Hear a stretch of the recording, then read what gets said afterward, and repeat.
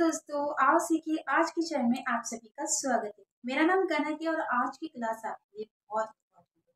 जिन्हें कुछ नहीं आता है, जो स्कूल में है, 12वीं क्लास पास कर लिया लेकिन इंग्लिश बिल्कुल नहीं आती है।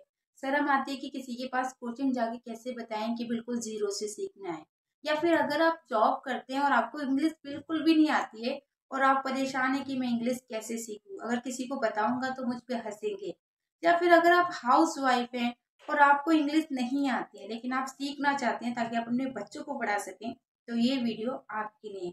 इस वीडियो में मैंने बेसिक से लेके लास्ट तक हर चीज सिखाई है। एक एक बारीक वो चीजें बताइए जो शायद आपको कोई नहीं बताएगा।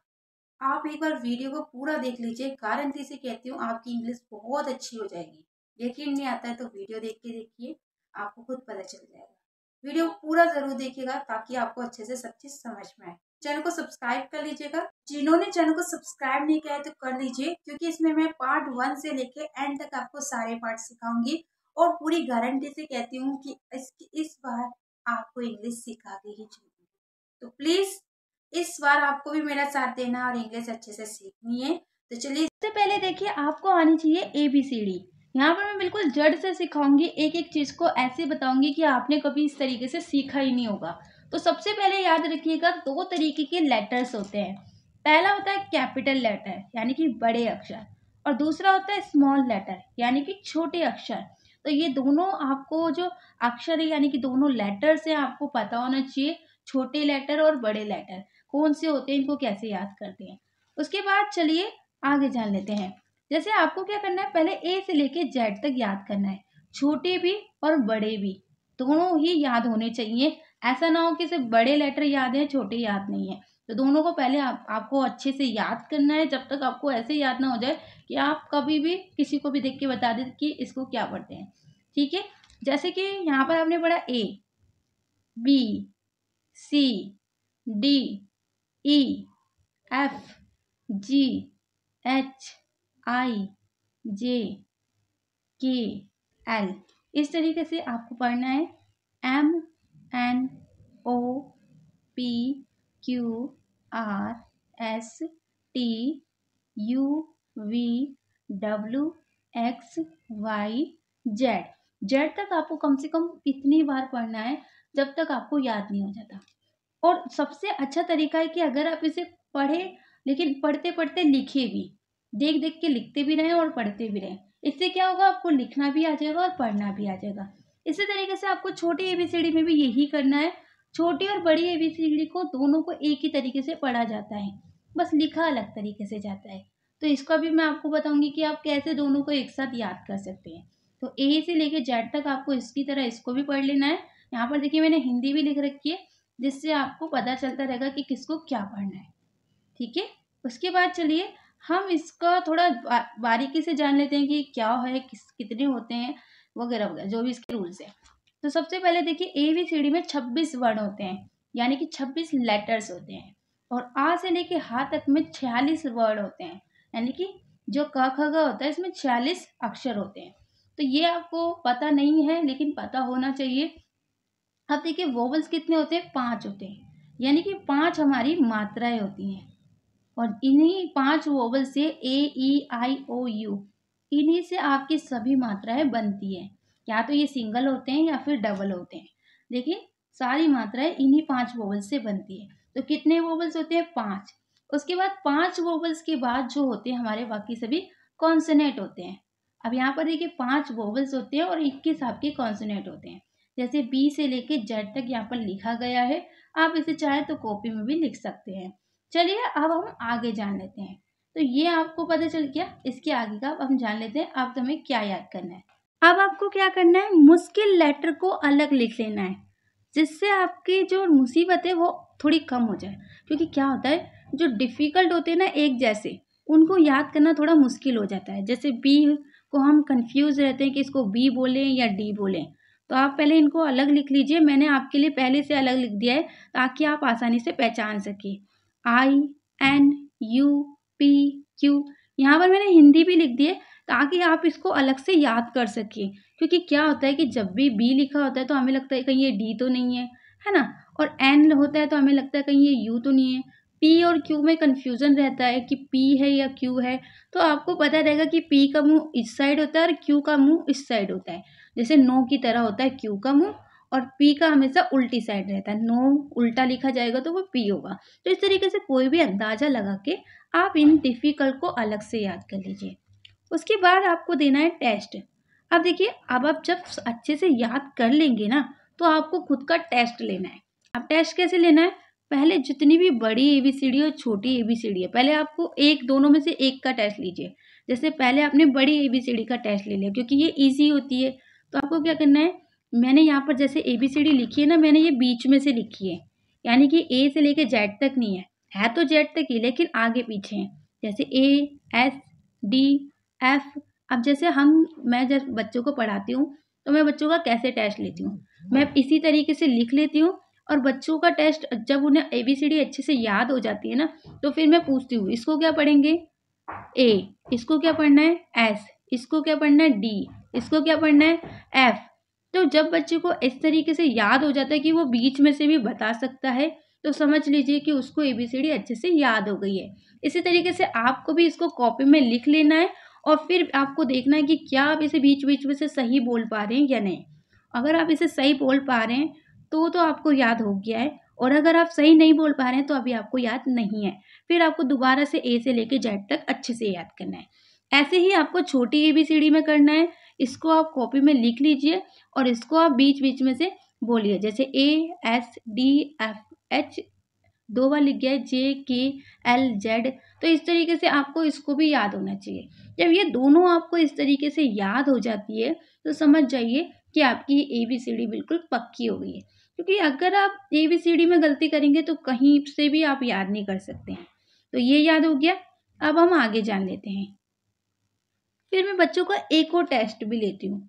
जो मेरे पास स्टूडेंट होते हैं उनका मैं एक टेस्ट और भी लेती हूँ। आपने देखा होगा स्कूल टाइम में बच्चे क्या करते हैं, जो हम लोग क्या करते हैं, जो प्राइवेट की स्कूल को बच्चों को पढ़ाते हैं, तो उनका इस तरीके से मिलान यानी कि मैच करना भी सिखाते हैं। जिसमें एक साइड हमने जैसे छोटी एबीसीडी लिख दी या बड़ी एबीसीडी, और एक साइड में छोटी, तो एक जैसा मिलाना है। जैसे ए कौन सा है, छोटी एबीसीडी का ए और बड़ी एबीसीडी का ए मैच करना है। इसमें से एस बड़ा वाला है, जैसे एस लिख दिया तो इसमें छोटा वाला एस ढूंढिए। तो इस तरीके से भी आप प्रैक्टिस कर सकते हैं। इन दोनों लाइनों को लिख लीजिए और फिर जैसे मैंने यहाँ पर मैच कर रखा है ना, आप मैच बाद में करिएगा अपना खुद का टेस्ट लेके, और फिर आप इस स्क्रीनशॉट को देखिएगा कि आपने सही से मैच करा है या नहीं। तो इस तरीके से भी आप खुद का टेस्ट ले सकते हैं, या अगर आप हाउस वाइफ हैं तो अपने बच्चों का टेस्ट ले सकती हैं। तो ये बहुत अच्छा तरीका है आपको एबीसीडी को अच्छे से रटने का। ठीक है, तो इसको आप स्क्रीनशॉट ले लीजिए और दोनों को लिखने के बाद खुद का टेस्ट लीजिए और फिर चेक करिए आपने सही लिखा है या गलत मैच किया है। अब इसके आगे का जान लेते हैं। अब चलिए आगे जान लेते हैं। जैसे कि यहाँ पर आप देख रहे हैं, जब आपको आज एबीसीडी अच्छे से याद हो जाएगी तो आपको एबीसीडी को इस तरीके से भी याद करना है। अभी पूरी वीडियो देखिएगा। अभी एक चीज़ और बताने वाली हूँ। जैसे कि ए को हम कितने तरीके से पढ़ते हैं, ए को ए पढ़ते हैं, ए को आ पढ़ते हैं। ए को ए जब भी पढ़ा जाता है जब ए के साथ वाई होता है, और बीच में भी ए को ए पढ़ा जाता है। तो सबसे पहले ए को आ कब पढ़ते हैं, जब CAR, यानी कि जहाँ पर भी AR होगा तो वहाँ पर ए को आ का डंडा पढ़ा जाएगा। जहाँ पर भी AY होगा वहाँ पर हम ए को बड़े ए की मात्रा पढ़ेंगे। इसी तरीके से अगर ए बीच में होगा तो भी हम ए को ए पढ़ेंगे, जैसे मैन। ठीक है, उसके बाद जैसे कि बी, तो बी को नॉर्मली बा ही पढ़ा जाता है, जैसे बुक हो गया, तो इसको आप नोट कर सकते हैं। उसके बाद है सी को देखिए का और सा दोनों पढ़ा जाता है। अगर सी के बाद ए होता है तो सी को का पढ़ते हैं, और अगर सी के बाद ई होता है तो सी को क्या पढ़ते हैं, सा पढ़ते हैं। ठीक है, अब देखिए डी को क्या पढ़ते हैं, डी को हम डा पढ़ते हैं नॉर्मली, जैसे DID यानी कि डिड। तो इसको आप लिख लीजिए। तो ये समझ में आया कि डी को डा पढ़ना है, जैसे डिड हो गया। अब देखिए ई को हम ई की मात्रा भी पढ़ते हैं और ए भी पढ़ते हैं। वैसे तो नॉर्मली ई को ए ही पढ़ा जाता है, लेकिन कुछ जगह ई भी पढ़ते हैं। ठीक है, उसके बाद जैसे कि एफ को हम सिर्फ फा पढ़ते हैं, जैसे फुट हो गया। जी को देखिए गा भी पढ़ा जाता है और जा भी पढ़ा जाता है। अगर जी के बाद ओ होता है तो जी को गा पढ़ते हैं, और अगर जी के बाद ई होता है तो जी को जा पढ़ते हैं, ठीक है, जैसे गुड और जॉर्ज। अगर आप हमारी कोचिंग ज्वाइन करना चाहते हैं तो आप स्क्रीन पे दिए गए नंबर पे कॉल या मैसेज करके क्लास ज्वाइन कर सकते हैं। उसके बाद एच को हम सिर्फ हा पढ़ते हैं, जैसे HEN यानी कि हैन। समझ में आया? बहुत ही सिंपल है, आप आसानी से इसे याद कर सकते हैं। उसके बाद है आई को देखिए ई पढ़ा जाता है और आई पढ़ा जाता है। देखिए कहीं पर भी आई अगर शुरू और बीच में होगा तो आई को हम ई पढ़ेंगे, जैसे इंडिया, यहाँ पर 2 बार हिंदी में लिख गया है। और आई को आई जब पढ़ते हैं जब IND होगा या आई के बाद एक लेटर छोड़ के ई होगा, जैसे काइंड है, ठीक है। उसके बाद जे, मैं यहाँ लिख देती हूँ, जे को हम क्या पढ़ते हैं? जा पढ़ते हैं, जैसे जॉक। और यहाँ पर मैं आपको एक चीज़ और बता दूँ कि जहाँ पर भी लास्ट में ई होगा तो ई को आपको नहीं पढ़ना है। उसके बाद के को सिर्फ का पढ़ा जाता है, जैसे कि किक। एल को ला पढ़ते हैं, जैसे लेटर। एम को माँ पढ़ा जाता है, जैसे मैन। ये समझ में आया? चलिए अब आगे जान लेते हैं। जैसे एन को हम ना पढ़ते हैं, जैसे कि नॉज। सिंपल है। ओ को हम ओ पढ़ते हैं सबसे ज्यादा, जैसे आवर हो गया। देखिए वैसे तो ओ पढ़ा जाता है लेकिन कुछ वर्ड मीनिंग में आ पढ़ते हैं, जैसे कि आवर में। पी को हम पा पढ़ते हैं, जैसे पोस्ट हो गया। क्यू को हम क पढ़ते हैं और कब पढ़ते हैं, जैसे क्विक हो गया। आर को हम क्या पढ़ते हैं? रा पढ़ते हैं, जैसे रिमाइंड। तो यहाँ पर आप आर को रा पढ़ेंगे, ठीक है। मैं आपको और अच्छे से सिखा दूंगी आगे। अगर आप इस चैनल में बने रहना चाहते हैं और वीडियो चाहते हैं तो चैनल को सब्सक्राइब कर लीजिए, ताकि आपको इसका पार्ट 1 से लेके जितने भी पार्ट है सारे मिल जाए। एस को हम सा पढ़ते हैं, जैसे कि सैंड, ठीक है। बहुत सिंपल है, आप आसानी से याद कर सकते हैं। टी को हम टा पढ़ते हैं, जैसे टीचर। यू को हम आ पढ़ते हैं शुरू और बीच में, और यू को हम ऊ पढ़ते हैं कुछ वर्ड मीनिंग में, जैसे अप देखिए शुरू में है और कप में बीच में यू है। अप में शुरू में भी यू है और कप में बीच में है, लेकिन सैल्यूट में हम ऊ पढ़ रहे हैं। तो अगर यू कहीं पर भी होगा तो आप उसे आ ही पढ़ें। उसके बाद वी को नॉर्मली वह पढ़ना है और कुछ नहीं पढ़ते हैं। डब्लू को भी हम क्या पढ़ते हैं? वह ही पढ़ते हैं। अब जैसे वॉक हो गया तो वॉक में OR को अर पढ़ा जाता है, लेकिन यहाँ पर हम ओ ही पढ़ेंगे, यानी कि वॉक ही पढ़ेंगे, वॉक नहीं पढ़ेंगे, ठीक है। उसके बाद जैसे कि वाई और एक्स, पहले एक्स जान लेते हैं। एक्स को हमेशा कश पढ़ा जाता है, जैसे कि एक्स रे, लेकिन यहाँ पर पूरा एक्स ही पढ़ रहे हैं क्योंकि ये अकेला है। उसके बाद रे अलग से हैं तो इसलिए इसको पूरा एक्स ही पढ़ा जा रहा है। वाई को यहाँ पढ़ा जाता है और आई और ई पढ़ा जाता है। अगर शुरू में वाई होता है तो वाई को यहाँ पढ़ते हैं, लेकिन अगर लास्ट में होता है तो वाई को आई पढ़ा जाता है। लास्ट में वाई को ई भी पढ़ते हैं, जैसे मैनी हो गया, लेडी हो गया। उसके बाद है जेड को हम जा पढ़ते हैं, जैसे जेब्रा, लेकिन ये बहुत ही कम जगह लिखा होता है, तो इसको आपने समझ लिया। आप इसे लिख के याद भी कर सकते हैं। अब मैं आपको लास्ट सिखा देती हूँ। अब चलिए हम सीख लेते हैं क ख ग। ये भी आपको पता होना बहुत ज़रूरी है। जैसे कि का के होता है, ठीक है। यहाँ पर मैं कलर दूसरा ले लेती हूँ ताकि आपको अच्छे से समझ में आए। तो का के होता है, खा का KHA लिखा जाता है। देखिए ए शुरू और बीच में ज़रूर लिखा जाता है जब आप कोई नाम लिखेंगे, लेकिन लास्ट में नहीं लिखना है। इसी तरीके से गा का जी होता है, घा का जी और एच होता है, ड़ का एन माना जाता है, ठीक है। तो इसको आप याद कर लीजिएगा। अभी मैं आपको और अच्छे से समझा देती हूँ। जैसे कि चा का CH होता है और छा का CHH। जा का जे होता है और झा का JH होता है। क्या होता है? J और H, ठीक है। अड़ा का N ही माना जाता है, वाई मत लिखिए, ठीक है। टा का T होता है, ठ का TH होता है, डा का D होता है, ढा का DH होता है, अड़ा का फिर से N आ गया। तो ये तीनों आपको N ही याद करना है, तो इसको अलग कर लीजिएगा। उसके बाद ता का T होता है, था का TH होता है, डा का D होता है, ढा का DH होता है, ना का N होगा, पा का P होगा। इसके बाद फा का PHA माना जाता है।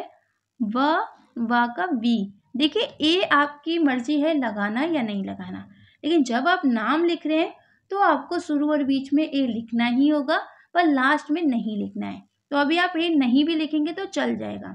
भा का BHA होता है, माँ का MA होता है, या का YA होता है, रा का RA होता है, ला का L होता है, वा का V होता है, सा का SH होता है, और ये वाले शा का भी SH होता है। ये जो श होता है इसमें हा का साउंड आता है, लेकिन ये जो सा का S होता है वो एकदम जल्दी से बोला जाता है, श।